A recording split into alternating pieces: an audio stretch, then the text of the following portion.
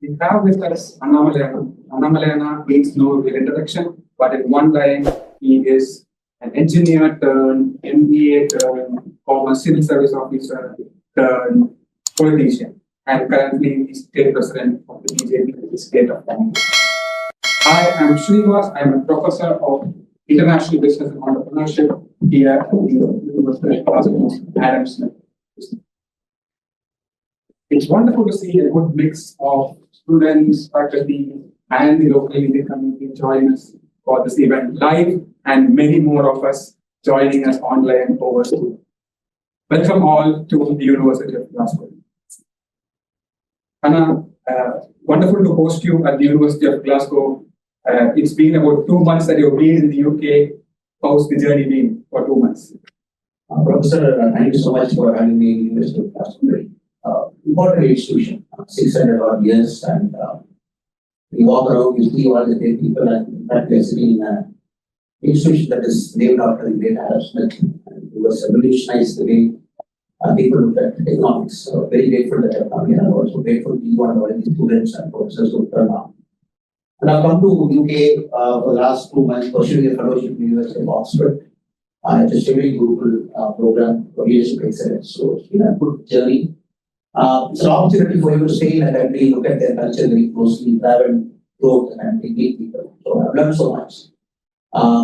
Especially UK as a country, Scotland, Ireland, northern part of the Ireland, Wales, England. So very, very different, very subtle differences in terms of the cultural values, very subtle differences in terms of how people look at you and what you learn from them. So overall, it's a good journey for me. And Glasgow was something I could have done last time. I came all the way to Edinburgh. Now I'm very happy that I'm able to keep Glasgow as well. Thank you. Wonderful to have done a check box on your travel list that way. And being a fireside chat, we are going to have this chat the same way as we were talking off stage, which is why I'm continuing to refer to him as Anna. I was born in the state of Tamil Nadu as well. And in that part of the world, we refer to an elder brother as Anna. And that's the reference to this. Right? So if you are not having the background to why I'm calling him that way, that's the background to why I'm referring to him that way. I think it's wonderful that you have this opportunity for about 2 months now to take a break from the day-to-day running of a political party and reflect on the journey in some way. In classes also, we get the students to do a project and do a self-reflection, diary of sorts. So in a way, you have sort of gone through that journey for about a couple of months. What's been your key reflection, both in terms of learnings we are going to take back to practice, as well as any insights that you have from the Indian experience for what we might implement, improve in the UK setting? UK, especially London, is the seat of world politics. You get an amalgamation of cultures, people from every single part of the world have come here and made their home. Staying here for a long time, it gives a very unique perspective into how humans think, and also the technology capital. You can understand what is happening probably 10, 20 years from now, where the world is going. So it is very good for me to sit in Oxford, also travel outside to see the patent filing that is happening, the kind of discussion that is happening in a classroom, and especially in the university, sitting one day, you go to one school of sciences, you get to see 50 years from now, the kind of problems they are addressing. And you get into some very interesting lectures, you sit with great, amazing professors like you, and some wonderful students who are at their DPhil, probably in the masters. And it's very good, very enjoyable to listen to all these people. That is number one learning for me, because normally when you're in a profession for a long time, and that is a very stressful profession, your mind shuts down. And you're not in a position to learn so much. So now it's like you're a child, you're like a student, you roam around everywhere and pick up what you want. And second is with respect to world politics, and especially we are looking at a country like UK, for all the great things that I've said about UK, but also the prime ministers have just got changed so many times, and a lot of churning happening in the political system. And a new government has come to power, probably first 100 days struggle and just getting a hold of what is happening. And every single issue is getting debated. Probably the tax rise, probably who will pay the insurance. So that is very good to see a democracy at work. In a big country, probably you might see democracy at work, but not very closely. But here, or you go to a shop and there they talk about how some decision that is happening in the Whitehall in London that gets affected to a small Scottish business here. So that is very fascinating for me. So this is a country that has got democracy as a pure ethos. So that is the second learning and close you're seeing. And third, I would say is more about learning for me and what we are doing now and what we intend to do, especially in the state of Tamil Nadu where we want to go. And you get to meet professors. So, for example, just like UK is having problems on integrate migration, people of different faiths, and just the politicians are trying to find a way, the society is trying to pay to amalgamate and take everybody along. So also, you have just seen a major rise in Jakarta, which is unlike what happens in London now. London is already in the good news of the world. You don't see bad news happening in London. So Delhi is trying to find its way to amalgamate, take all everybody along. But just look at the students here. Now India has become the number one country where the students come to UK. We are number one for the last 2 years now. So lakhs of students come in, and it's an opportunity for me to talk to them and understand their perspective and what is their motivation, what is their interest. Because they are our ambassadors of the country and they have always got a dreams. Studying in different parts of UK and then eventually coming back to India at some point in time. And you talking to them, you get an idea of the future of it. And here 8,000 students per year is not an ordinary number, it's a big number. And that is fascinating for me. Learning from Indian students here and kind of dreams they have, the kind of politics they want to see back home, and how we can fulfill their dreams once they come back. So it's an amalgamation of learning, good, bad, and the ugly, but more good, less bad, and less ugly. Fantastic. Yes, that's really interesting. And we are sitting at a place which is sort of like the cradle where modern capitalism began with Adam Smith and Wealth of Nations. I mean, it's sort of so appropriate that you got gifted an Adam Smith Wealth of Nations book just 10 minutes ago. And we come from the land of India, which is the land of Arthashastra, which loosely translates into science wealth or wealth of science. So what we see here in today's discussion is sort of the confluence of Arthashastra and Artharashtra, which is wealth of nations. So it's apt that we are talking about India at 100, especially the entrepreneurship dynamics around it at the intersection of these two confluences. In that backdrop, if we look at the entrepreneurship ecosystem and its journey in the last 10 years or so, what we are seeing is it's now the third largest startup ecosystem, third highest number of unicorns.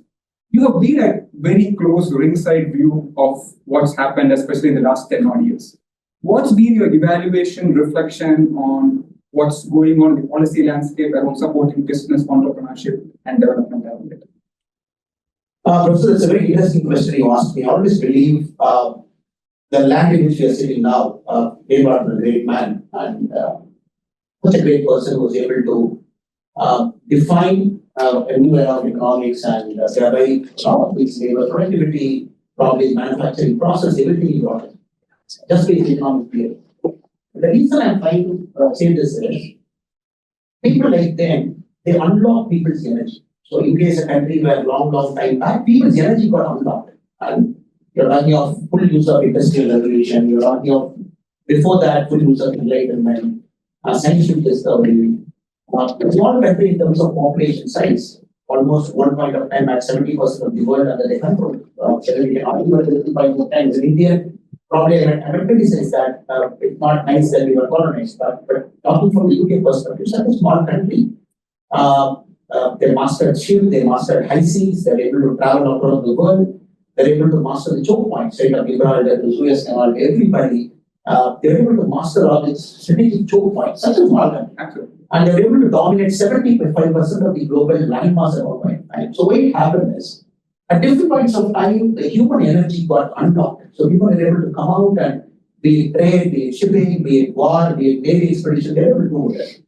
Now, in wars, unfortunately, in India, that did not happen for a long time. The energy of our people, such a great land, land of Dharma, crores of people, somebody has to come and unlock the energy. And at different points of time, we can always say that maybe being a country that is under colonization or only supplying raw materials to countries like Britain, that could be one argument. But the other argument is, for a lot of time, our energies were changed. If you look at 1993, I just have some data with you. 1993, just after India's economic liberalization, 2 years after it happened, India's GDP was only 0.29 trillion, which is just $0.29 trillion. Now we are just touching 4 trillion. Just look at the journey from 1947, it took about 61 years to touch 1 trillion. Now the next 1 trillion is going to come in 4 years. And such a long time, a country of crores of people, different custom, dialects, language, north, south, east, west, the energy was not used for productive gain. And once the politics got aligned, once the governance got aligned, once people are given that freedom and opportunity to pursue, so that the will that you have inside has to get translated into a product outside. Now it is happening. So I'm very happy that you touched the second part, a land that is given Arthasastra, a land that is given the science of governance, and a land that is given so much to the world.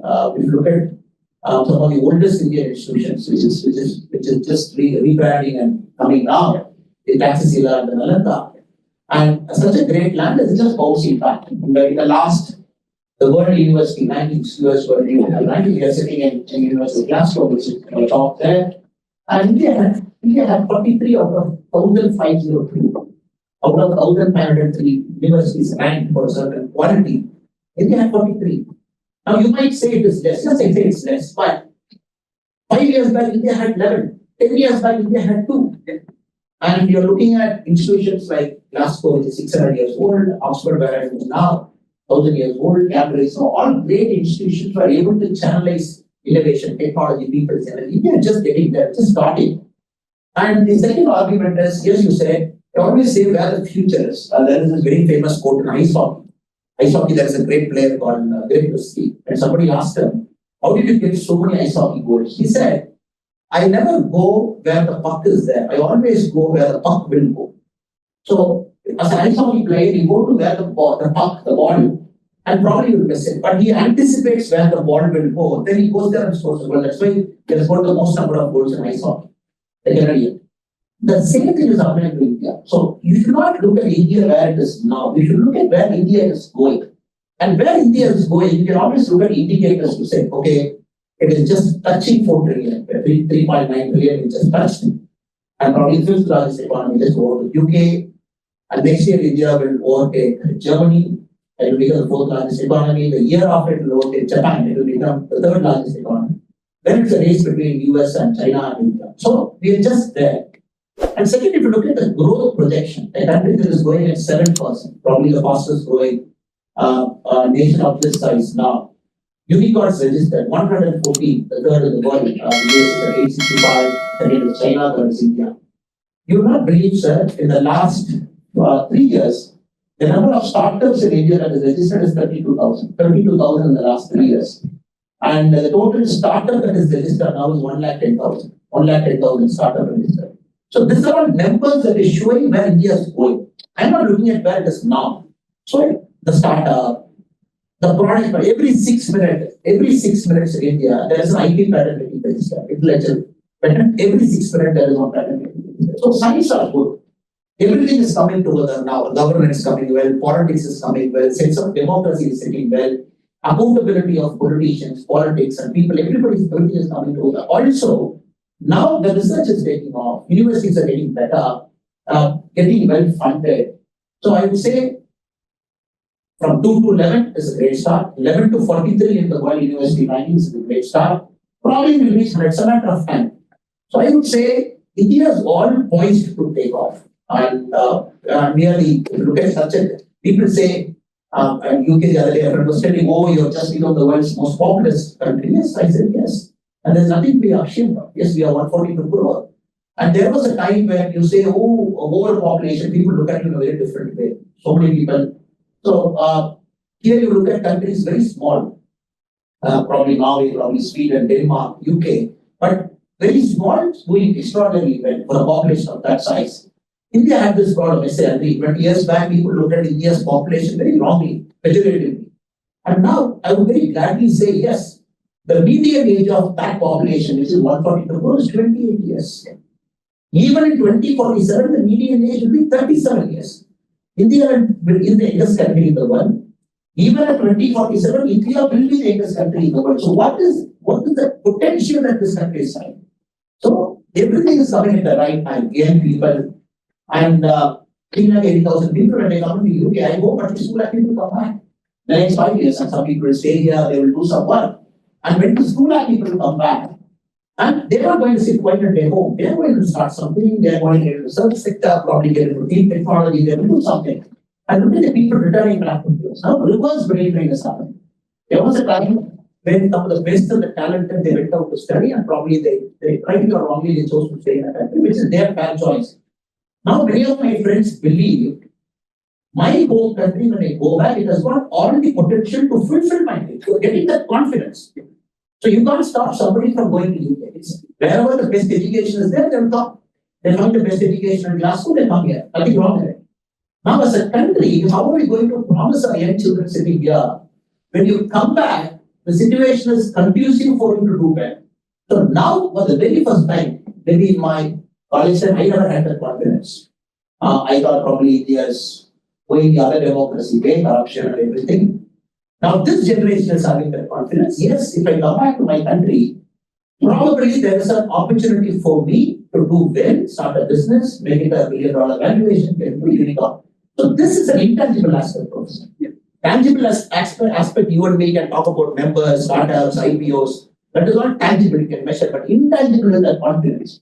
The confidence just doesn't come. Now it's coming. And it's a very young country. Also, it's a restless country. So everybody wants everything to happen tomorrow morning. So that is also nothing wrong, because the nature of youth is you got to be ambitious, you got to be idealistic. And the challenge for all of us as politicians, policymakers, people in government is to work faster. Now, people don't accept mediocrity now. The youngsters here sitting in this room and Indian youngsters back home, they are not accepting mediocrity. They want the best thing, they want the best government standards, they want everything fast.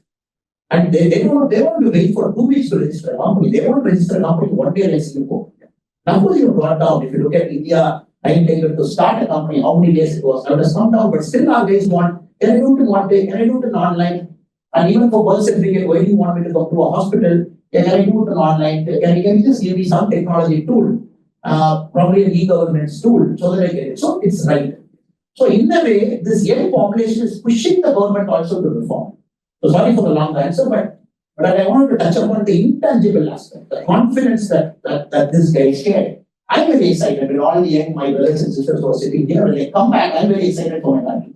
So when they all come back, so much depth of talent, knowledge, exposure in UK, see the world's best practices in Glasgow, Scotland, London, wherever they study.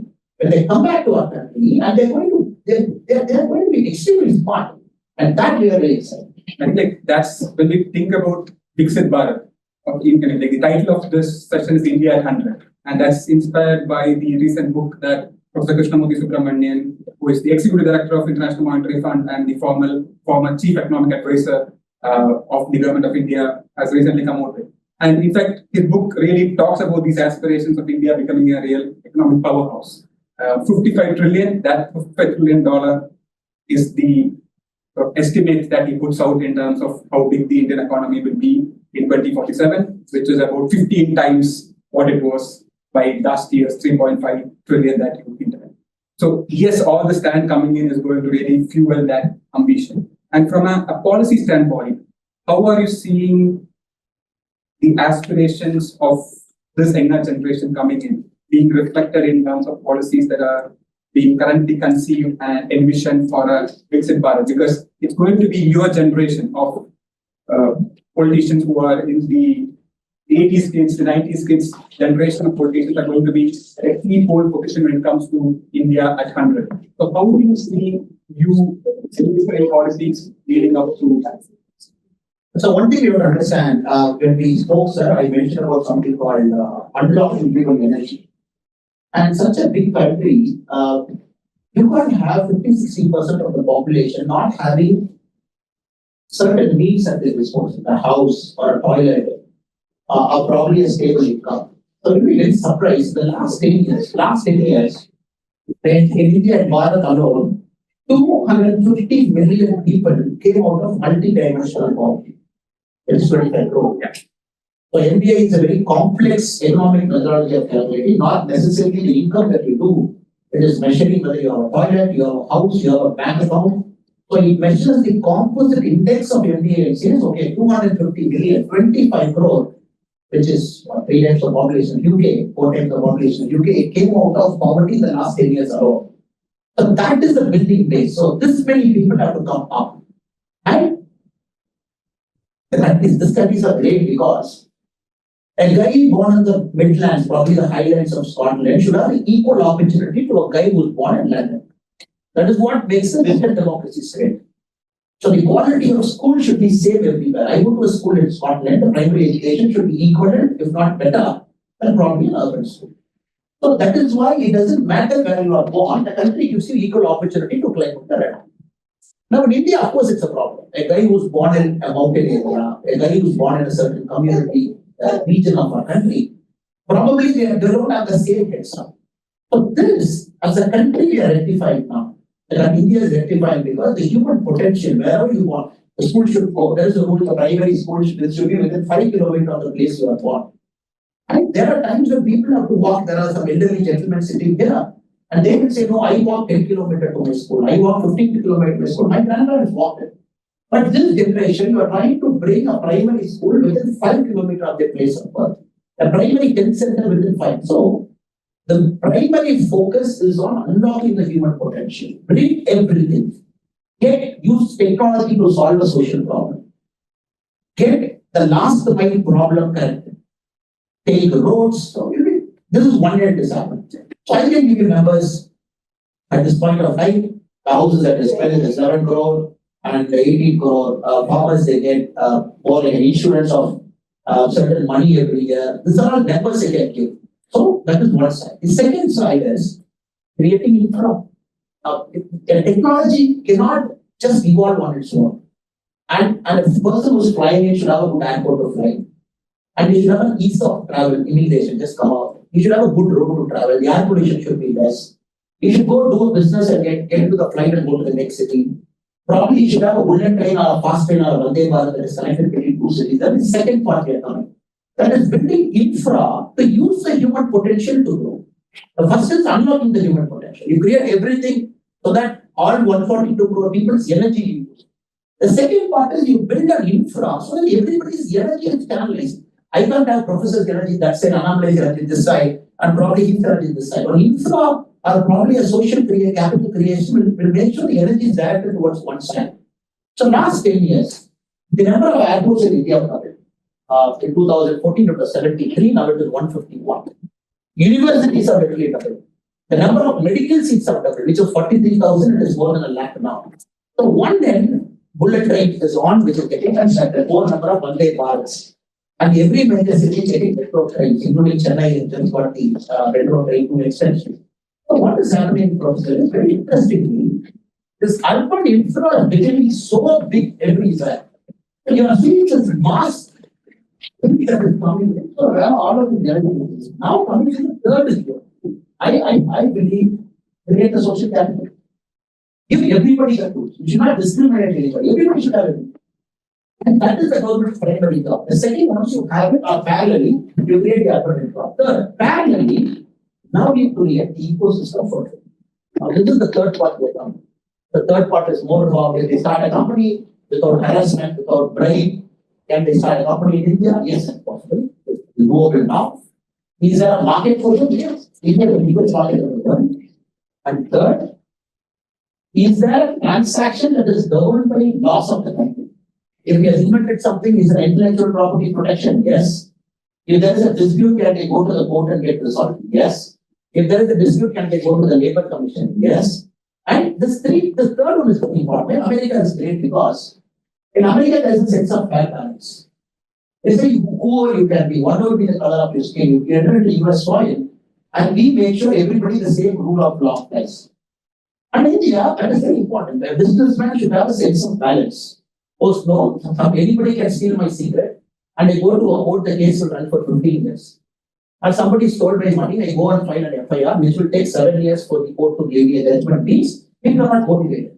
Now the third is the toughest one, Professor. The third one is creating institutions. Because it is erasing 70, 80 years of bad memory. And any of us, you ask anybody in this room, Would they happily walk into an Indian police station? 90% say no. And if you ask anybody here, will they happily get into an Indian public service center and come out? They say no. Now, this is a collective failure for the last 78 years. That is getting erased now. I'm very sure with a lot of confidence, the informal chief economic advisor to the Honorable Prime Minister this very clearly mentions $55 trillion is possible from the current 3.9 trillion. And to do that, we have to understand it's a leap of faith for us. This is a second interesting part I want to come. Because anybody sitting here, a simple mathematical person will know, India has to grow 12.5% from now till 2047 every year to achieve 55 trillion. No country in the human history has achieved it till now. China hasn't achieved it. Even the great Roman Empire did not achieve. No country in the world has grown 20 to 23 years, 12.5% every year to meet this target. But I think in India it's possible. If you ask me, it is possible because I told you this. The first 1 trillion took 61 years. The second 1 trillion took 7 years.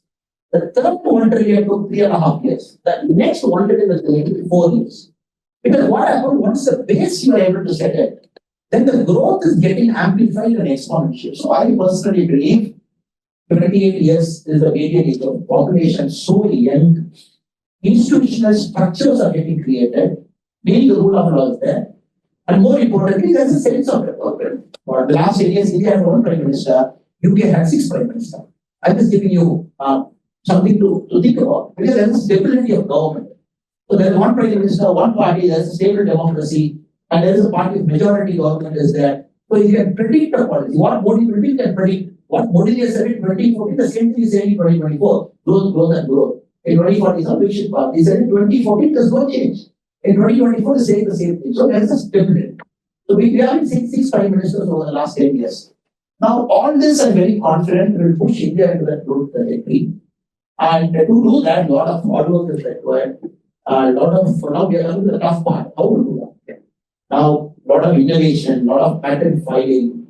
And in this case, I will come back, artificial intelligence, AGI, neural science, biotechnology, lot of things.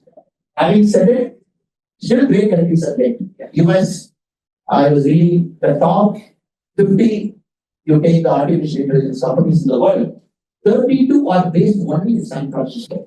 So 32 of the top 50 world fastest growing AI, 32 are in San Francisco. US has got 41 in total. China has got 4 and some countries are scattered here and there. India doesn't have even a single one now. That's a challenge. As I said, you have to go where the future is. Yes, we need to have a serious approach to artificial intelligence, be one of the top 50. At the same time, India is doing very well in consumer sectors, in retail, telecom, technology, yes, B2C markets. So this is an area of concern where this kind of kids when they come back, when they look at business potential and opportunity where they want to go in, I'm sure they will take a huge problem and so on. And solving an easy problem in India is easy problem.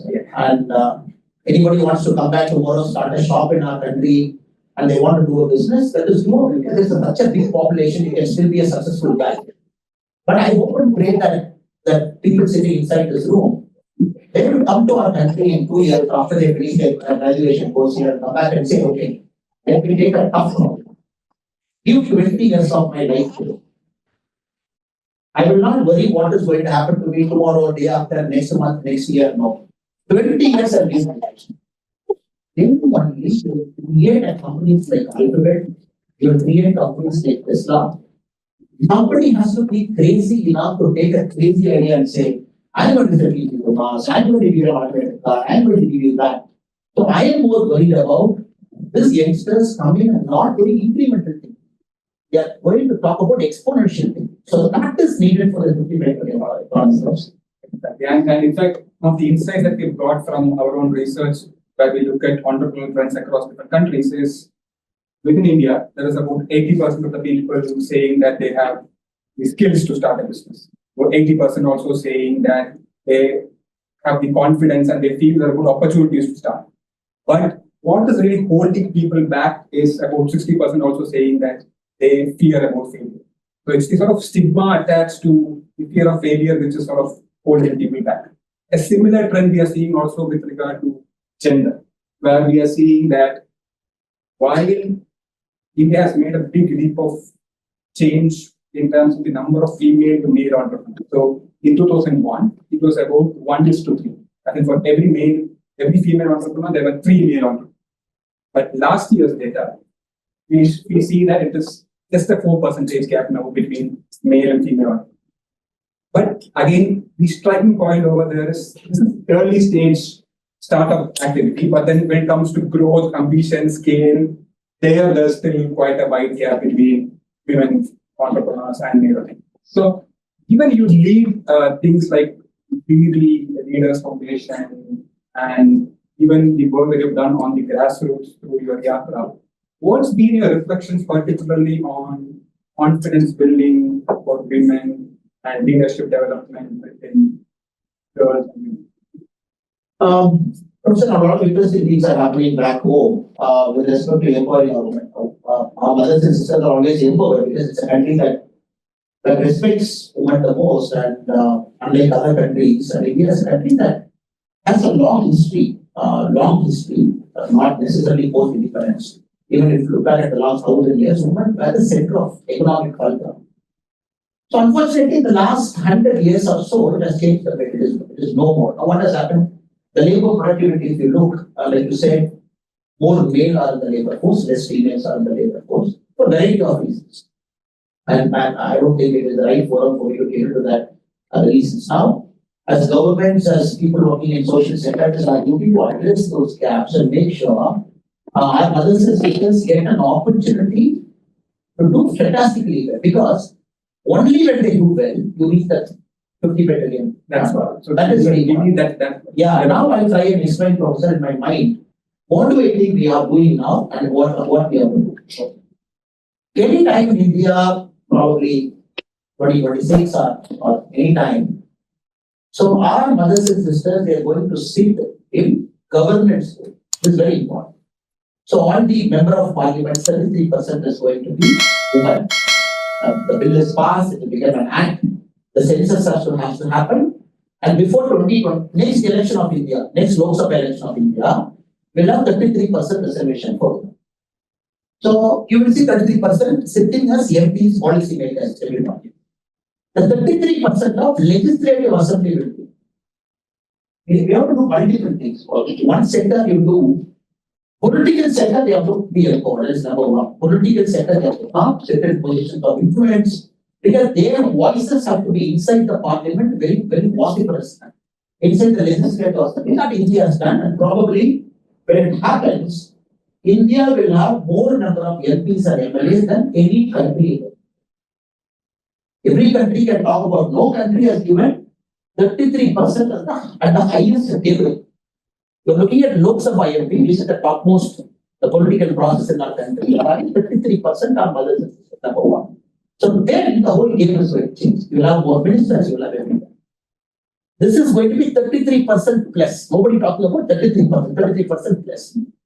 The second, what is happening everywhere is the laws are getting changed now.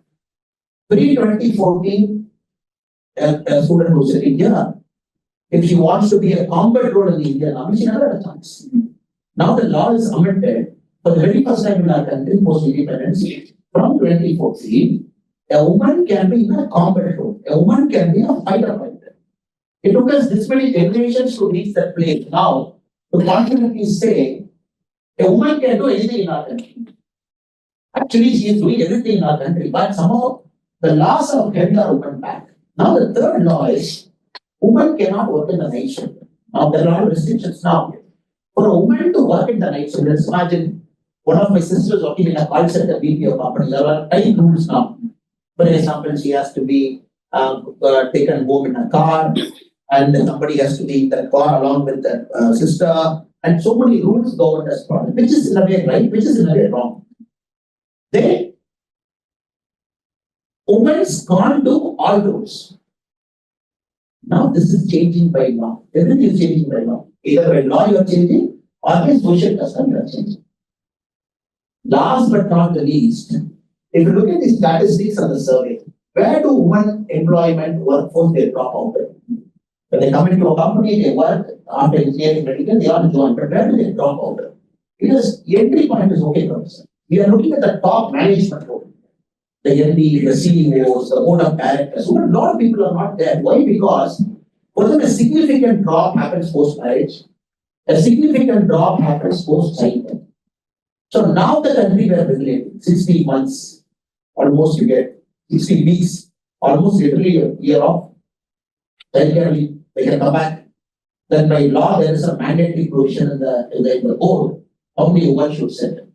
So some of them might have grounds why the country is pushing by law to do this. By law, why certain women people are on the board, by law, why the country is pushing. It's a right approach because you have to understand there is a negative discrimination and a positive discrimination, two kinds of discrimination in our society. Women for a long time, we see 10 standards, you'll be getting the first number of marks. Many times I used to joke. In Tamil Nadu, if you take, in my state, if you take the 10th topper, first will be girl, second will be girl, third will be girl. In my school, first will be girl, second will be girl, third will be girl. 12th also the same story. But somehow, I think it applies everywhere. But somehow when you see the number of women in top roles in a company after 20 years, they're not there. So you understand, the problem is not with women, the problem is in society. Childbirth, immediately they take a break, they come back after many months. Where do they put? We don't put them the same thing, we give them something else. Oh, they can't work in the night, don't give them in the night, give them this. And this is a social norm, which by law you are changing. So I'll be very happy to say, in the ground you are seeing a significant shift. I see at least in my party that a lot of young women are joining politics just like that. For me, in 4 years I'm seeing a difference. From 2020 to 2024, a lot of people. And they're very eager, they are hungry, and that to a difficult profession like politics, they want to break the glass ceiling. So it is happening. So I just have a data in hand. And I was looking at the data, I found the Mudra loans that the government of India gives, Professor. Mudra loan is a loan that is given to SMEs. From 2015-16, in India, Mudra loan 27,75,000 lakh rupees disbursed. 27 lakh rupees disbursed. 69% of Mudra loan consumers are women. Now you are looking at the SME sector, small scale sector, which government is giving Mudra loan. 27 lakh crore is given till now, the last 9 years. 69% of Mudra loan beneficiary women, which means the SME sector, that many women are there. But the problem is, why not in top sector? So it will happen, just a matter of time. We have to break it. And I'm sure my brothers who are sitting here, and they will also make it their life mission to create equality in the workspace. They'll make it their life mission to make sure that people are empowered. Everybody is empowered. We should be at the forefront to fight and get workplace to be safe. And we should not, Mahatma Gandhi once said, the day when an Indian woman walks in the street with tons of gold, and that is a safe India. So we are ready to reach that. And the day we say, my sister can work till 2 o'clock, 3 o'clock, without any supervision in my country, she can come back home. The day we reach there, I think as a society we have succeeded. That's really empowering as a vision that you put forward for all of us.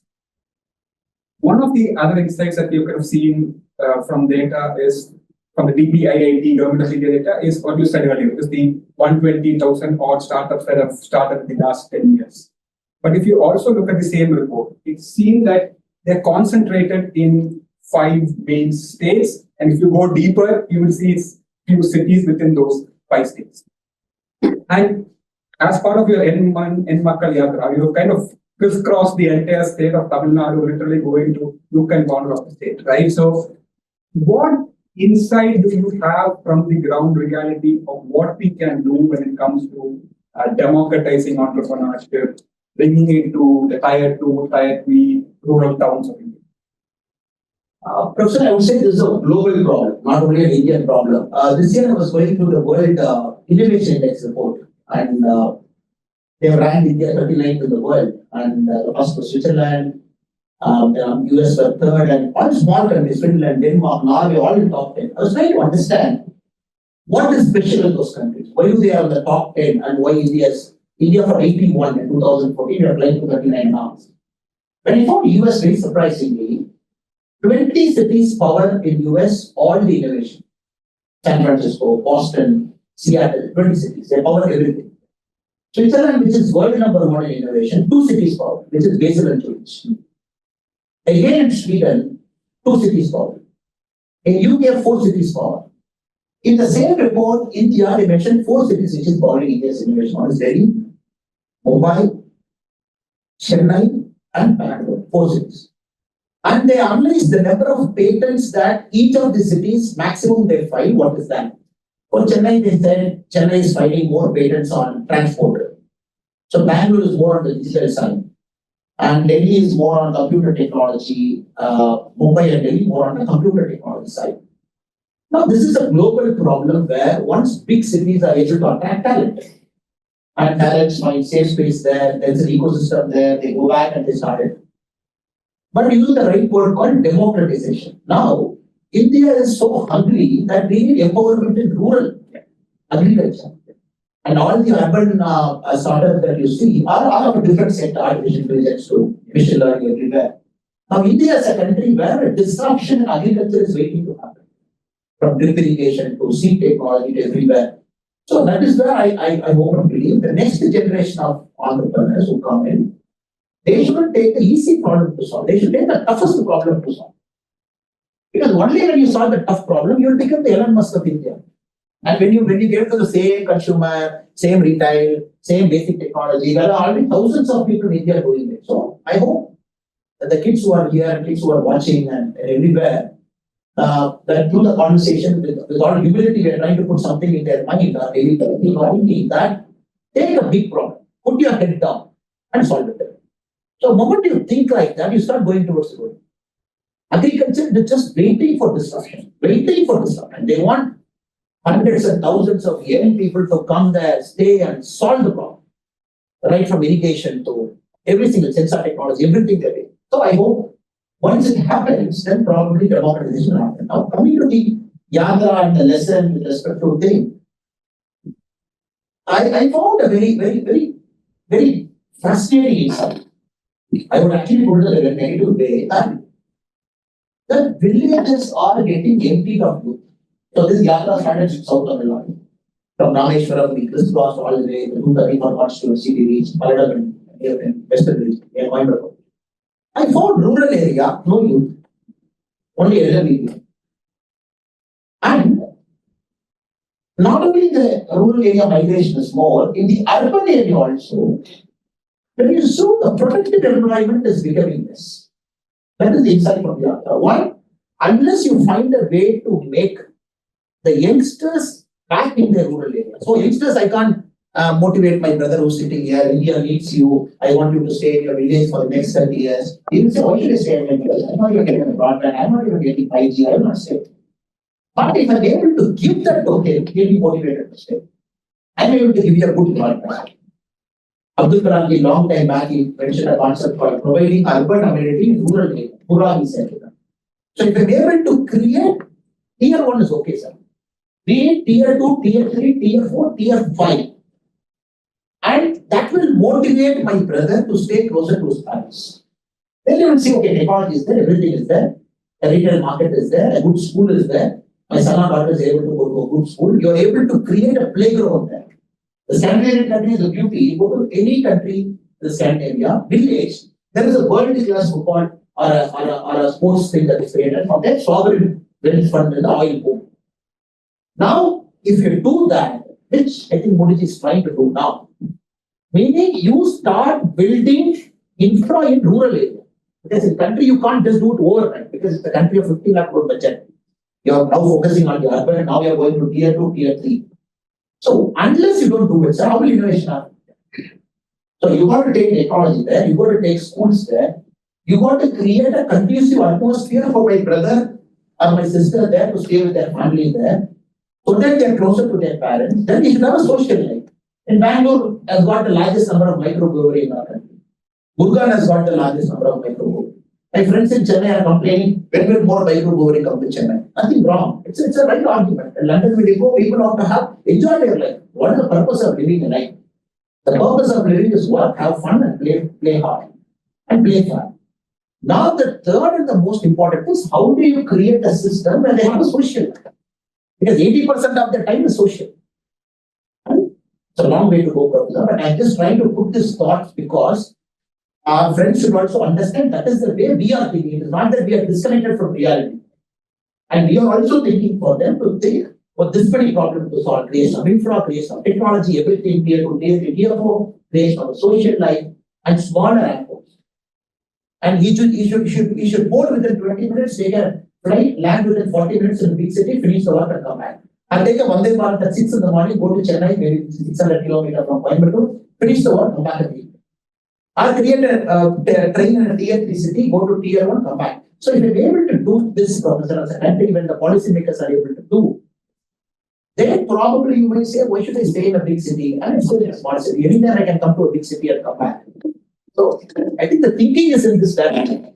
We hope and pray that this gets accelerated faster in the coming years.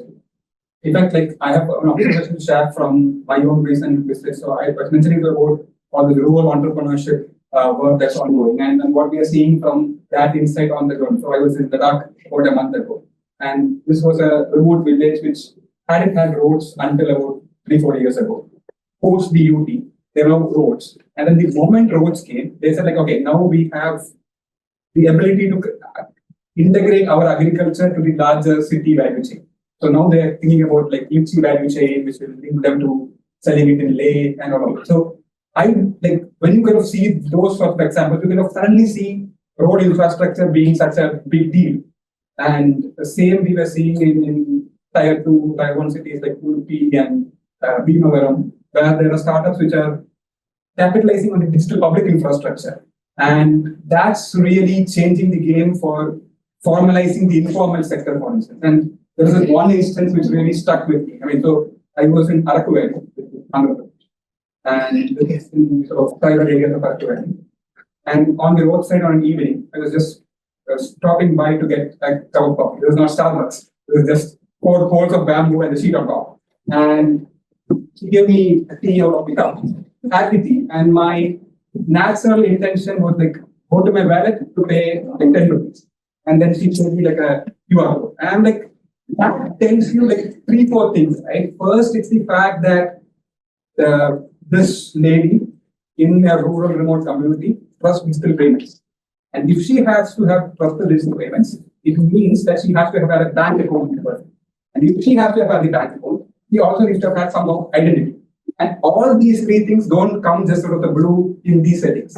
Right? So what India Stack and digital public infrastructure is doing in rural, in really connecting rural to the urban or rural to the world in some instances, is I think a real game changer in what we are seeing in rural areas. Professor, absolutely right. And it is very fascinating for us to see in real hand we are seeing it's a very fascinating process. Not educated, probably first generation, doing a small business roadside, could be a tea vendor, like you said, or somebody selling a bhaji.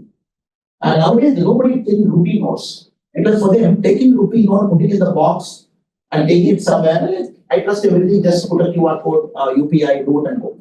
Now, it gives you that confidence. India is ready to leapfrog multiple generations of technology. And for many countries to reach there, they go incremental. Let me go like this. India has taken a tough decision to say, I'm leapfrogging this, I'm going there. And that is actually creating out. And more importantly, Professor, again, like you pointed out, once the roads come, the basic things happen, the development just follows. There is this ITC, ITC company, you know. And Madhya Pradesh and other parts where they purchase wheat from farmers. So they do tractor showrooms to a village because you can buy tractor there instead of coming to a city. Each offer is the departmental store. They look into a tier 3, tier 4 city to say, don't come to a city to buy shop. Something you can do here. Brands will come here. So there is a great potential for a country, and this is a disruption of what we did. Many people are doing it now. Innovation is happening, and for everything to happen, Professor, like I said, the intangible of confidence. And last but not least, Professor, again, the experts were sitting here who eagerly come to listen to our discussion. They understand. First year, you might not get anything. Second year, you might not get anything. 5 years, you might not get anything. And that is what the confidence is. You have to still stay there because this entrepreneurship and innovation ecosystem is not an easy ecosystem. And they are willing to stay there, willing to sweat, give their blood. Then they will start exponential. It's a tough market. I said it's a tough market with a lot of competition. So I hope and pray more than anything they have patience. Along with confidence, they have patience. They put their head down, first year, second year, third year, they struggle, they enjoying that struggle and coming out. And again, one more thing I want to add is ethics. And this is something which in business we don't talk much. And ethics is more like one chapter or something. And some of the things of great Indian companies are also failing because of ethics. That as an Indian, I feel slightly not okay. Some of our good startups which we are seeing now, but somewhere mishandling of money, investors' money, swindling, and that is not a great thing. So I would only urge my young friends here that ethics combined with humility, combined with patience, that is going to be a killer. And when they come in, the new generation of entrepreneurs here, and we have to create a culture that is transparent. It's very important in our country, what the Western democracies have. And we create a culture that is not only transparent, it is inclusive of everybody. That takes into account somebody who is differently able, that takes into account somebody who will not have a leg up in life. And as well, you said very interesting things. A friend of mine runs this foundation, Nandi Foundation, Araku, which manufactures the Araku coffee. And we had a fascinating conversation. And he said, look, Nandi Foundation, after we went in, one Mr. Manoj, the CEO of the foundation, he said, our first goal we felt is to empower the tribal community. So we don't want to purchase coffee from them, give them 10 rupee and take it and just sell it for 100 rupee and put the packet money in our packet. He said, this is a very ethical company. He said, we will create a farmers collective. Millions of Bharatiya tribal families will be a farmers collective. We will take coffee from you. The profits will be shared. So what Araku has done, it has lifted millions of people out of poverty in Araku. Not only that, using this, they solve social problems. They will not have health, they solve the health problem, education problem. So I hope and pray that my friends, youngsters, when they come in, they bring ethics as an important component to the table. The ethics should be number one. Yes, technology is number one. The talent is number one. Skill is number one. But they should think ethics is also number one. How am I fair to everybody? Taking everybody along with me. Non-discriminate in my approach. And these are things I've learned in my 2 months stay here in UK. These are things I'm taking back home. That how many companies here are very open and very transparent. And how they try to take everybody's energy for the organization's growth. I hope India is also adapting to it, and very soon, not only do we brilliant, but also we will. And on the point of transparency, in fact, why I was in Araku was to look at the blockchain ecosystem being developed in agriculture. And that, in fact, has a fundamental tenet around transparency attached to it, right? So once the farmer till the end consumer knows exactly what's happening over the transactions, naturally there's transparency, and naturally the farmer getting more value for the produce that they are making. And the closely linked point to that is there is also work and discussion around, if you look at farmers, they're quite a big carbon sequestrators as well, right? So if you build such blockchain transparency mechanisms, and if you clearly map out what the land area of the crop is, now it's possible for you to then look at carbon market options for the farm. If they're sequestering carbon, and that again adds to the farmer income. And just a segue from that, and looking at more of the Indic wisdom side of it, right? So given what you said about ethics, part of it comes from Indic wisdom about dharmic life and the Purusharthas and all of it. And in recent discussion, we've also been talking to cultural entrepreneurs who are, let's say, building immersive spaces around heritage spaces, or building board games around heritage. And one insight that I've been grasping from these discussions is, from a consumer standpoint and to an extent society at large, there is a certain degree of effort to a larger extent that they are having to put in with regard to decolonizing the mindset. So what's your insight on what could we do in terms of that trend, so that there is a more seamless way of how we mend or mold the tradition and the modern and contemporize the tradition for the modern?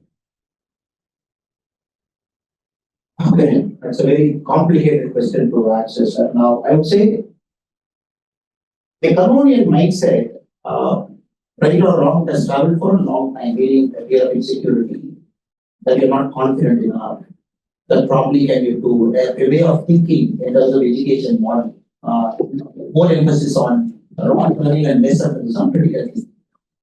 And probably the feeling that we are not great. And somewhere our history has started only in the 1900 or probably 1850. And Angus Madison, the economist from Cambridge in UK, he mentioned in 1700, if you look at the world GDP, 23% of world GDP was contributed by India. So now we are contributing 3.3%. So we are contributing 2.3% 10 years back. A country that was contributing 300 years back 23% of the world's GDP, the same country in 2014 contributed 2.3%, we are contributing 3.3%. So what happens is naturally you get a feeling that, oh, somewhere our country is not good enough to be a US or be a UK or be a Scandinavian country. Now you have to understand that this country for a long time was used as a supplier of raw materials for the great powers of the world. And I'm very happy in UK and US. One good thing I like about the sense of history is they're very transparent about who they are. And transatlantic trade helped the US to grow. And Indian raw materials helped the UK to grow. And they're very transparent about it, which I like it when you have a conversation. But we should not harm on that's past, that's gone. And I don't want any experts to sit in Glasgow and say, we did not grow because colonization. No, that is all done and dusted. That is all known to the dustbin. Now we can't come back and ask anything. So last week there was an interesting discussion. Last week, the chapter itself was, the topic of discussion was, should India ask for reparation from UK? And he was very famous, who gave a very wonderful lecture and he asked for union debate. Then I had the opportunity to intervene. I said, look, actually we don't want reparation. Okay. This is, as a citizen, my point of view, maybe everybody's point of view. Because I said, seeking reparation means that asking from a position of weakness. I believe I'm weak, I'm low, I'm somewhere there. When we have just overtaken US, the world socialized economy, and when we have 28 years in the average in population, 1.2 crore people, and we believe we want to cross this because the mindset has to change. We only want a simple soil, that's enough for us. For the Bengal is the way to happen. When some unfortunate things that happen at different points of time. When people are dying in Bengal, the resources are diverted to World War II and not to the people of Bengal. We just want a simple story, an acknowledgement that we should have done better. That is enough. And somebody said, okay, what about the diamond that the Queen of England is getting? Can we get the diamond? I said, I'm not going to get that. That is for the two countries to decide, but UK is kind enough to give us a lot of artifacts. From Glasgow, last year, several artifacts came back to our country from Oxford. Our beautiful artifact is going to Kanchipuram, from Oxford Ashmolean Museum. It is going anytime, it is going that even design. So I just hope and pray that some of the important cultural artifacts of our country that were stolen, and people say when you go to Robert Clave's museum here, 10,000 stolen pieces are there. I'm not again getting into that. So there is a way for country to retrieve your sense of heritage back. So that as a sense of Indian, oh, this is my heritage, this is 2,000 years old, this is 5,000 years old, I'm happy about it. But in terms of money, I want this generation, I hope and pray this generation is confident enough to say that we don't want any reparation in terms of money, in terms of bringing back our artifact. So in the mindset, it has to change. Second, yes, knowledge-wise, when 380,000 people come to UK to study, it is because in the world, US ranking, the first is MIT, second is Imperial College of London, then you have the University of Oxford, University of Cambridge, University of Glasgow, St. Andrews University, all top universities are there. So they have built knowledge over time. And you can't blame that. They are repositories of knowledge. Now I look forward to a day when we have IITs and all the universities, Madras University, Delhi University, Jagadhpur University, Patna University, all universities we will equip ourselves maybe 10, 20 years from now. I hope and pray that my English friends will come back to India at some point of time to learn about many things that we can.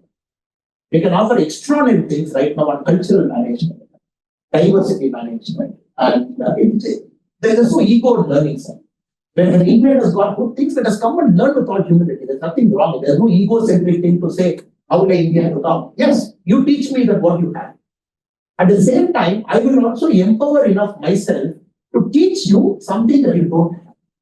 So I look forward to a day probably in their generation. Just when 380,000 people in a flight, they land every year. A couple of lakh will also land back in our country, roam around, see. I think that is what they should do. We should get out of this colonial thing of saying that you took this from. It has happened. So you are not responsible, I am not responsible. The current English gentlemen who are living here are not responsible. It is not political power they are responsible. So instead they should build things like that. For politicians, administrators, people sitting here, we should build our knowledge base, improve everything. That should be the positive mindset is my feeling always. Of course, artifacts have to come back. That is important because a country has to respect the other country's identity. And India is very clear, any artifact that is proven to be stolen, please give it back. For example, Glasgow, all 7 they given it back last year because India was able to prove all 7 are stolen. In the Ashmolean Museum, that artifact was proven to be stolen. And Oxford was kind enough, you understand, sir? Oxford paid millions of dollars in a Sotheby auction to get it. Oxford could have fought back. But instead, Oxford University was so graceful, and the British government was also so graceful to say, look, since it is proven that it was stolen, we are giving back it to you. We are not challenging because they got it from an auction. The person who stole it gave it to the auction. So we also have to appreciate the British government in many respects. That they have gone beyond their call of duty and not disputed. Because the problem in UK, sir, is there is this act called the Museum Act of 1963. The Museum Act of 1963 prevents any artifact in any museum to be taken to any country in the world. So now the Glasgow 7 and the Oxford 1, the British government has gone beyond the act in a goodwill measure to give it back to our country. So that we should be grateful. And many a time, it is also how you talk and get it back, not fighting. And we are not bullies. And India is a very, very, very powerful, rising power in the world. And we have never tried to war with anybody. We never tried to conquer anybody. And this civilization itself is never a bully. We are never bullies. Our grandfathers are not bullies. And our great grandfathers are not bullies. We are not going to be bullies. And we also should speak very softly, nicely. And when you have to talk to certain governments and get it back, US has returned back 528 artifacts the last 10 years. 528 US has given back. The UK has given 7 plus 1. Australia has given about 15. And I hope and pray that we do it gently, we do it nicely so that we don't hurt any sentiments. That's very important, sir. We are living in a time and space where we should not come and say, you did this to us, I'm going to do this to you. So we should be better than them to say, look, we are all in a world civilization. You got something to give it to me, I got something to give it to you. So in that spirit, sir, if you want, the decolonization of mind is possible. And of course, some statues will continue to remain so. And for good and bad, and somebody has done good things for our country also. It's not that you can't erase the whole history and say that let me start from zero.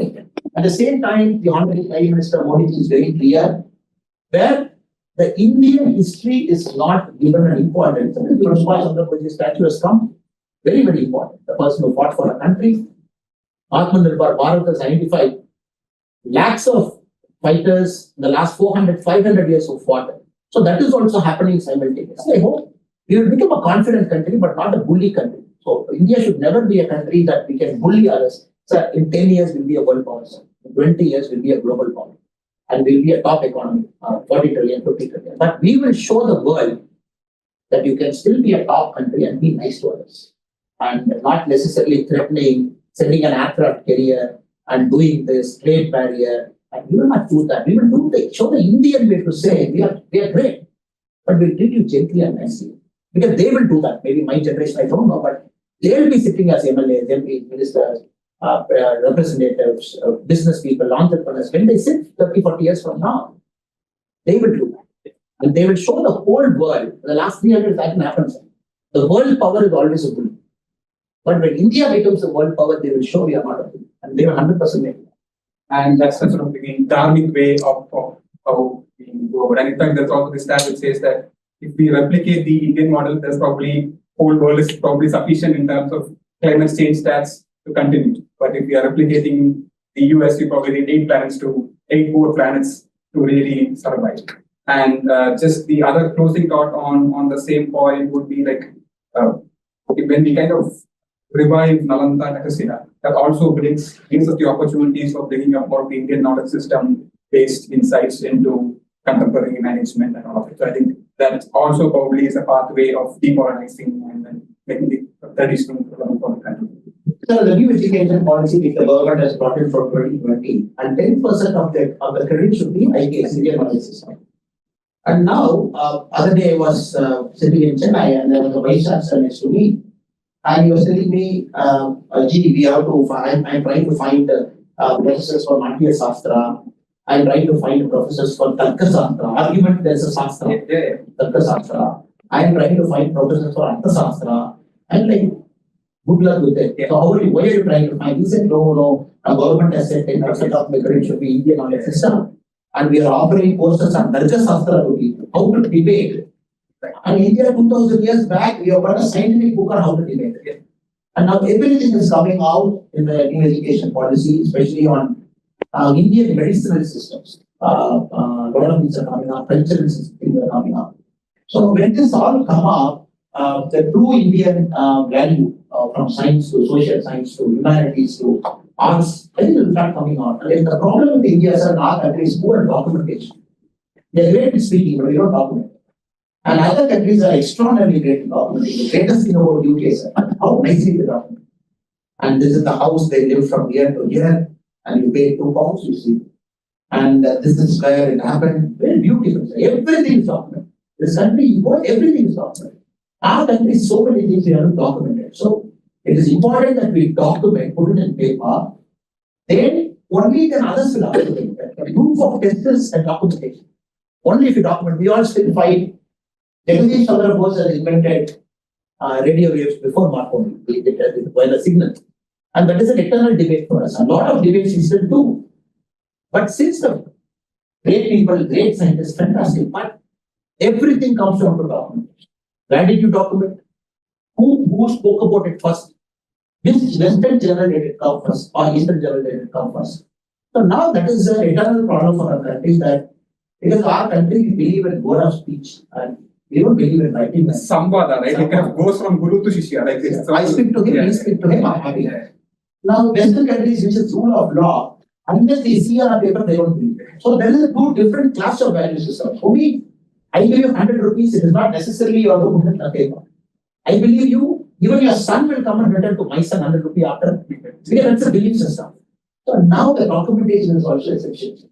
And in fact, there were, because you said about the Tarka Shastra and Natya Shastra, I was in fact talking to startups which are using Natya Shastra for negotiation, conflict management. Okay. Tarka Shastra being Jataka tales, being used as a tool for teaching in national law schools.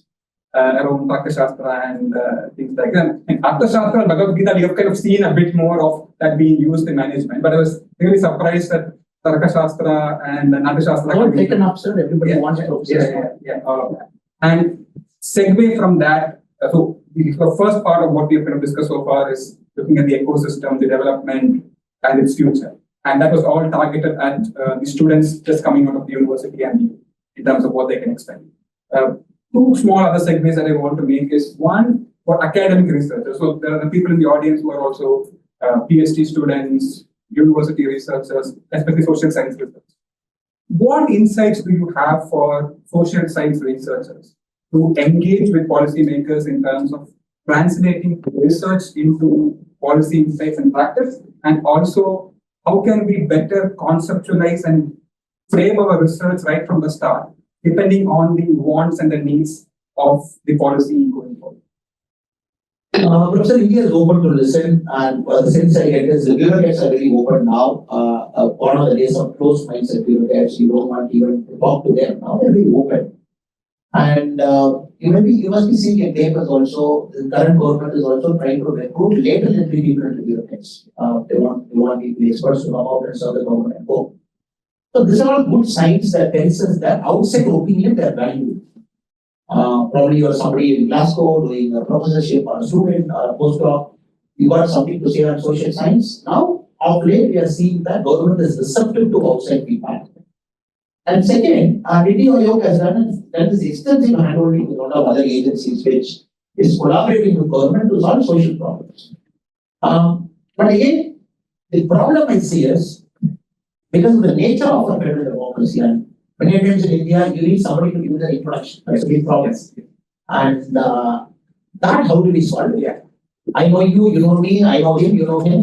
Then somebody knows somebody, and they give you the first introduction, you go talk to them, and probably they give you the opportunity to work. So that is something that we as a country, we got to build a professionalism inside, where a simple email will do, where I judge you by your work, not by the connections that you bring to me. So that is also changing. It's all changing so much now. I see a lot of young people, they come, they work in political parties. With our party in Tamil Nadu, we have a lot of interns coming from different universities across the world. They want to come up for 3 months, 6 months, see whether politics suits them. If it suits them, they want to stay back and say go out. So they are trying to put their legs inside politics to see whether they want to be a politician. So we are open. And many of us are opening ourselves to other people to come and see us. That is part A. Part B, whether this should increase, yes, it should increase. Whether the outside perspective should come to the government, 100% should come to the government without doubt. And I hope today the coming years, an institutional mechanism, right now the institutional mechanism, probably rural development, or probably urban affairs, or probably some ministry. Many times, joint secretary, that is the way to go. I hope an institutional mechanism will come.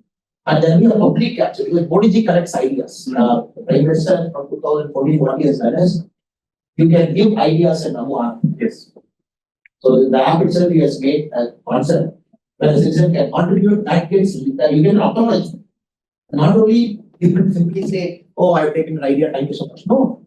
They take the idea, they refer it to a ministry, then you get an acknowledgement back, whether it is workable or what you want. So Prime Minister is doing it to set an example that I am doing it.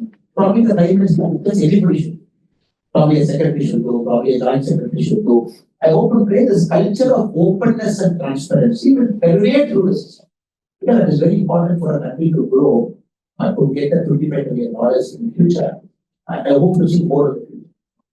That's really encouraging. I think that sort of formal institutional mechanism of how we could engage is something. And as a sort of a step before the institutional mechanism, what suggestions do you have as a global university like University of Glasgow? I mean, like we have that strong India connection to an extent, given the next building is Kiran Majumdar Shaw's Advanced Research Center. So Majumdar Shaw and Biocon, they have a personal philanthropy grant of about $7.5 million, which they gave for as for the larger corpus for that to be set up.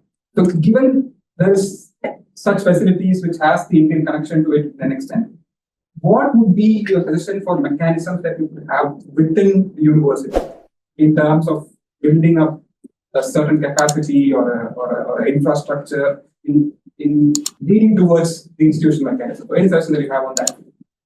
I did translate the kind of Indian entrepreneurs or top people giving back to their alma maters. Here in Somaville College, just now Ratan Tata sir reminds now, the great man, a huge commitment is being given to Oxford now. Then you see US many institutions going back. So one I would say when this kind of great universities, I also believe they have a moral obligation, and 600 years, 700 years, they have a moral obligation to make sure that they try solving the global problem. And Oxford, I found it very interesting. They have something called Oxford Center for Sustainable Development Goals. It is SDG goals, United Nations. And they have a lab where they engage all the students in that lab. They try and solve problems in Africa, Indonesia, probably South America. So it is purely voluntary mechanism. Students have to do it for their class, and no credits is given to them. It's purely experience. They travel to those countries during their summer break or mid break. They do that for back. So universities are doing it. I'm sure Glasgow will be doing it because it's a great university, but with India-centric, I would only say if probably you and a group of professors can start a center here that looks at India's current problem, engages the Indian students in Glasgow first into that center, probably they use all their brain through Glasgow University. Then this center ties up with the Indian government, where the children who come here from India, they bring a problem back with them. So when somebody is coming from a state, they have a problem here. They see something here. Then they will think, okay, can I solve this problem because I see something here, or communication here. So, but how do these children, they connect to Indian government? So I think Glasgow University has got a moral obligation to set up a center like there is this poverty action lab in Harvard and multiple institutes in different parts of the world. So probably in Glasgow can pioneer India-centric institution here. Channelize all the energy, then you do an official tie-up with government of India. Then summer intervention, let them come to India, go to Bihar, go to Orissa, come to Tamil Nadu, go to a village, solve a problem. Because there you teach more management than what our school of business management can do. Because this is important. You give a framework. But where do they do apply the framework? So the implementation will happen in the summer break. I think that is one off-the-cuff suggestion, random suggestion I'm in my head. Not sure whether how practical and feasible it is, but just somebody has to roll the ball. I mean, like that's a good action point for us to at least explore as a follow-up to the session. So thank you so much for seeding that thought within us. And just opening up to the audience who are here, which has a mix of diaspora and students. Questions that you might have for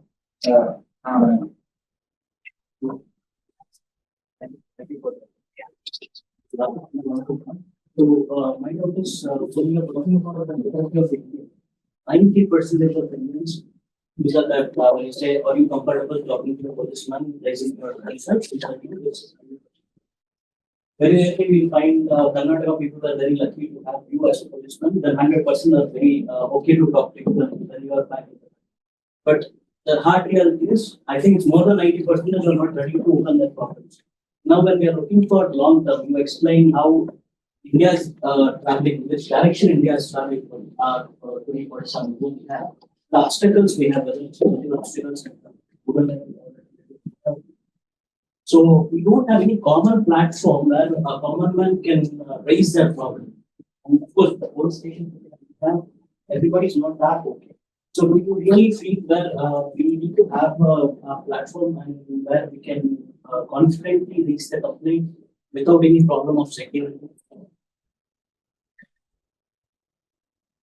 The public services in our country, especially the police angle and where the common man has got the more weight, and has been improved, is improving. And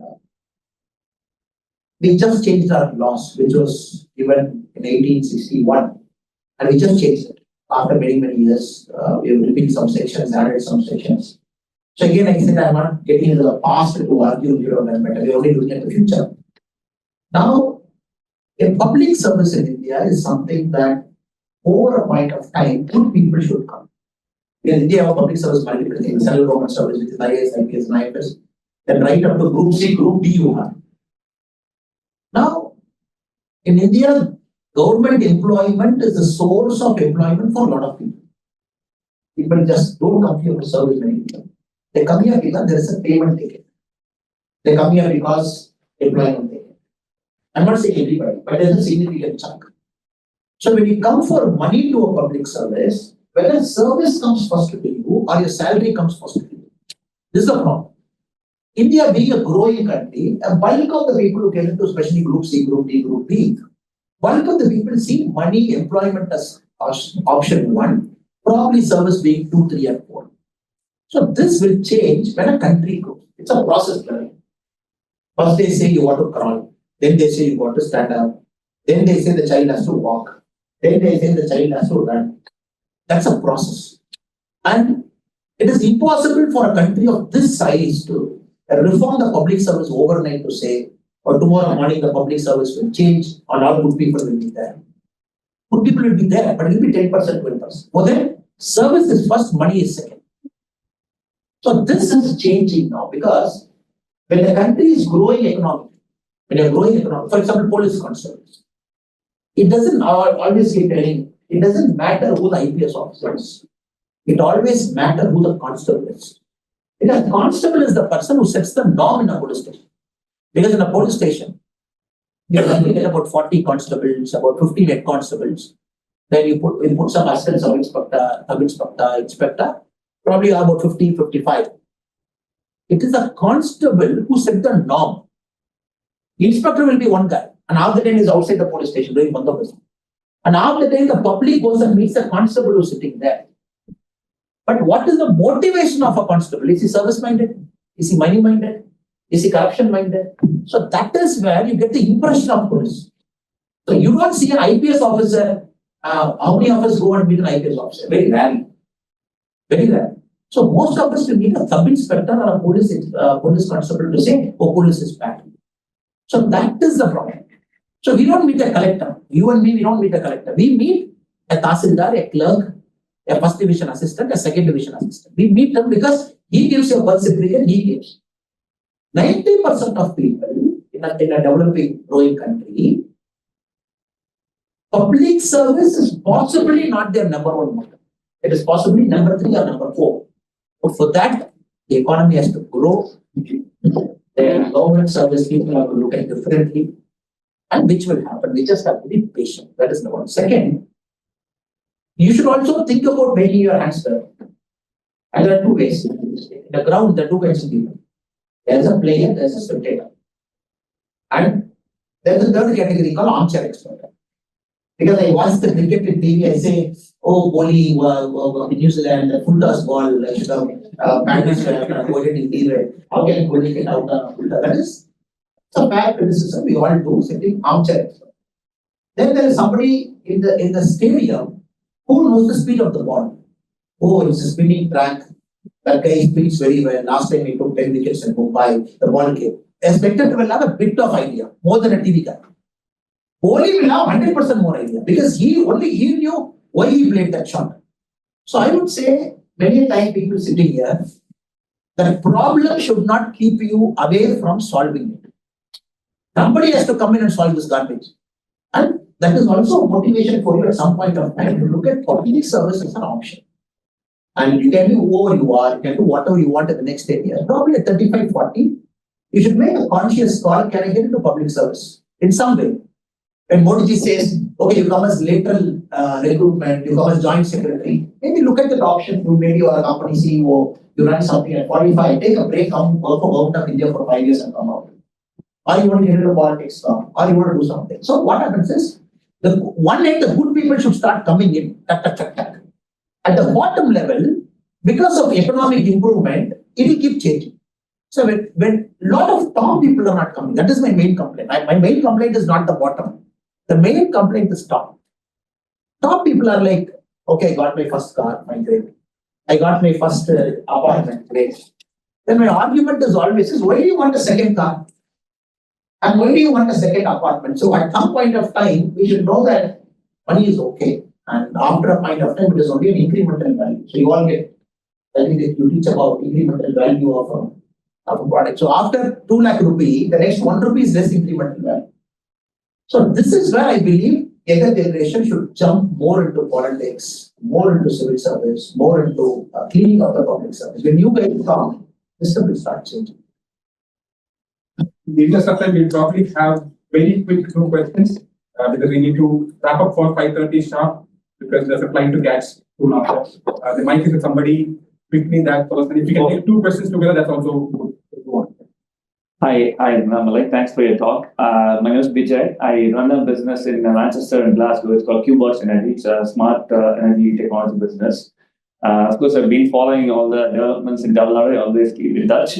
And I look at, of course, the things that you were talking about, the energy markets and what is happening with the situation in Tamil Nadu.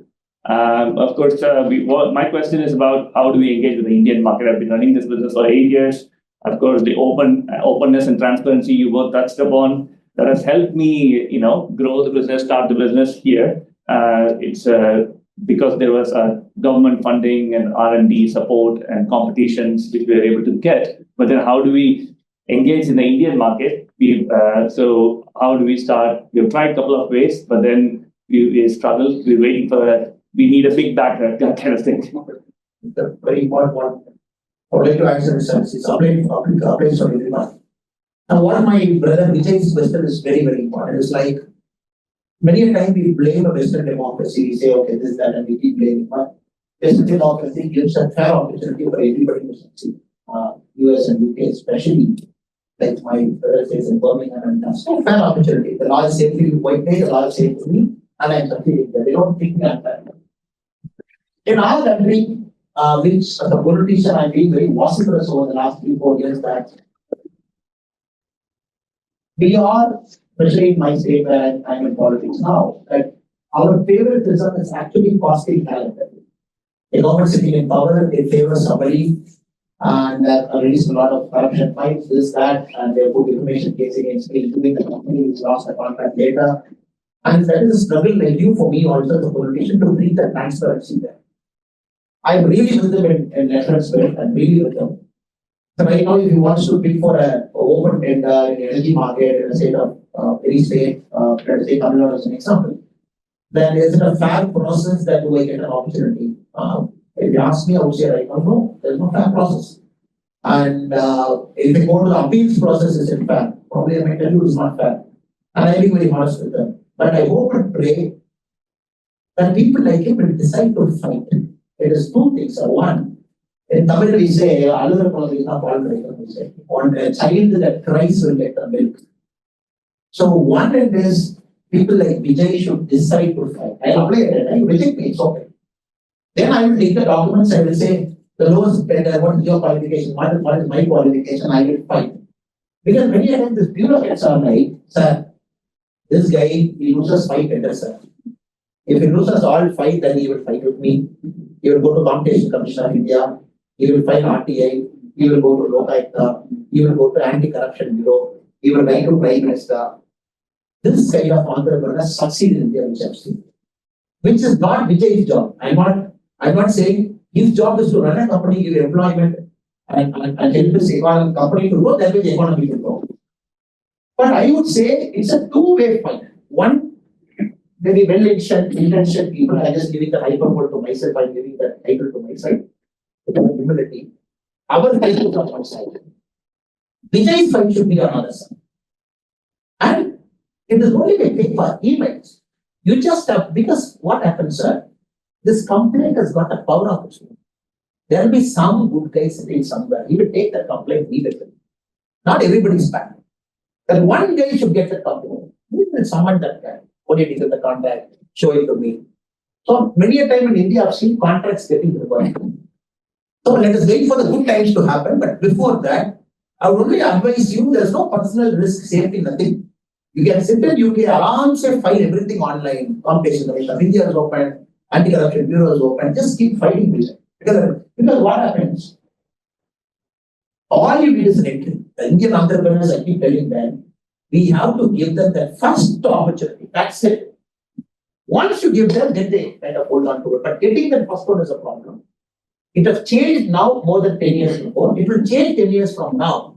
But instead of waiting for 10 more years, we just have to grab it by the neck and go and do it. That's all the option. That's really good answer. Like the stats says that like India is now, from our own report, if you look at India is now second best place in terms of starting and it is improving, sir. But I want Vijay to come now. He can be $1 billion entrepreneur in about 10 years. Question here. Thank you very much. Very fascinating talk. Talk about the ethics and ethical wealth creation is very important component.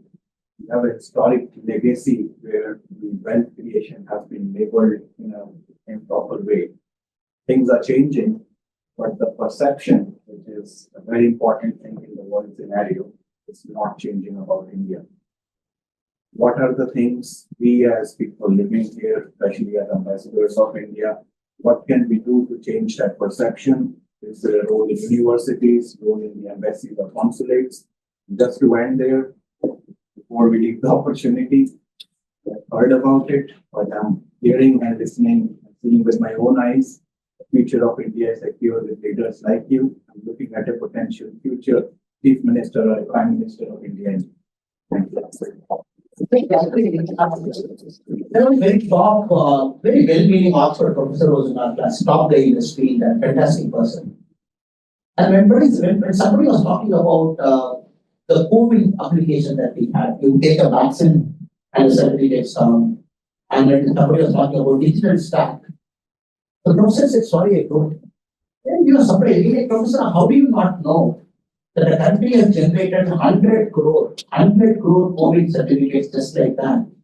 And how do you not know this is happening? Like, I'm very sorry, because it did not come in the Financial Times. That's a lesson for us, a lesson for professor. The way I look at this, in London or Zurich or all the great cities, unless it doesn't come in New York Times, Financial Times, Washington Post, probably it doesn't. So that is one part where we have to try and find a way that intelligently we as a country, we give information to the place where I should fall under information. That is number one. That is the country we have to do. Second, as citizens, anybody in UK is watching you double closely that they are watching their own people. And of course, people who come here first generation, seventh and ninth generation, even if the Bharatiya spirit is in the heart, as long as we live in a soil, we should be respectful to that soil. And we all should, even if you come as a 1 year student or 2 years student, the Indian spirit always is we respect that land and we fully behave that we are part of it. That is the art. But having said that, people watch us more closely than others. So you cannot afford to do any mistake. Crossing a signal, you cannot afford to do a mistake. And even I have to put that line and wait 1 minute and cross that walking. Even if no traffic is coming, the UK way crossing and India way crossing. It's some perceptions. It is all 1,000 years of perception that you are trying to break for our country. And you are in UK as students, you are breaking that 1,000-year norm by you as a person. That's a pain I know, sir. Even crossing a signal, the way we behave, the way we talk. Your kids are so creative. And especially the first and second generation Indian kids whom I see here, who are born here, they are like amazing, sir. And like my dears in my eye, they are like, they got the best of Indian parentage and they got the best of UK social life. They are like super. And the way they talk to you, the young kid, the politeness, the respect, at the same time dignity. And those things are lucky. Because the Indian parents have made sure that that is there and the values are picked up in the class and ecosystem. So it is changing. That is why in UK, the Indian community is possibly 1 or 2 in terms of wealth creation overall. In all social indicators, number 1. Be it health, be it all social indicators, number 1. In US, very clearly Indian community is number 1. Indian community, US is far ahead of anyone. The US community comes close to ahead. So this is a very powerful demonstration of change. I can come here and speak, sir. Anybody can come and speak. But they see you to believe what India is. So that is second. And the third one is very important one, the thought. We get more forums to talk, sir.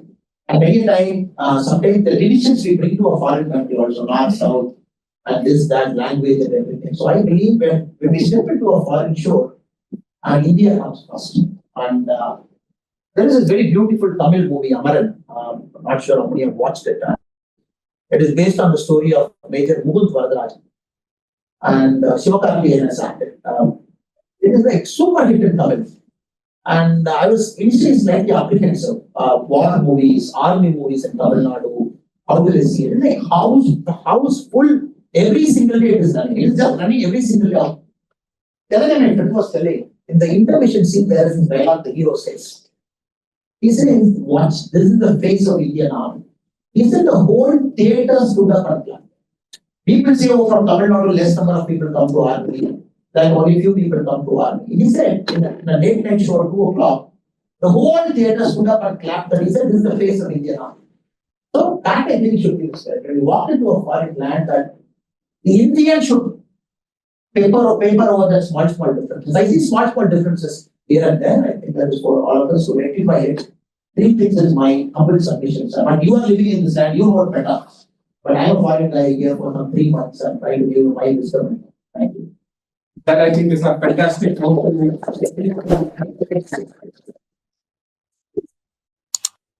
In fact, the purpose of us putting together this is one of the third point that you had, right? Like having these forums are mechanisms by which we can bring the thought of what's happening in India and sort of global and all. So thank you so much, Amma, for making this visit to us. Thank you so much for the University of Glasgow team, Paul from the knowledge team, Connor from the comms team for sort of pulling this all together in a 2-week span, managing, coordinating, setting it all up. So thank you so much for the Glasgow team, and thank you so much for all the people joining us.